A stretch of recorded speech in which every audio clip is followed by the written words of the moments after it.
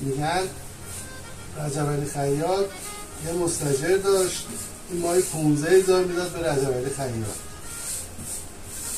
خدا به این یه بچه اولاد بهش میده، میگذره و سر ماه میشه کرایه رجب علی رو میاره، 15,000 میاره بالا رجب علی.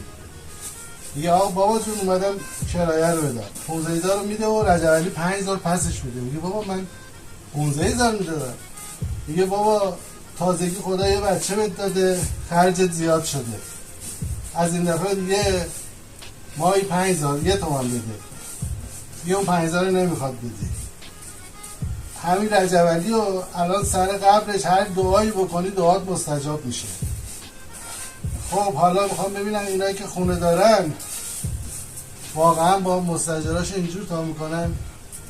اگر اینجوری تا کردی بدون که وجود خدا درت هست، اما اگر اینجور نبودی بدون مشکل داری، برو دنبال مشکلت تا حل کن.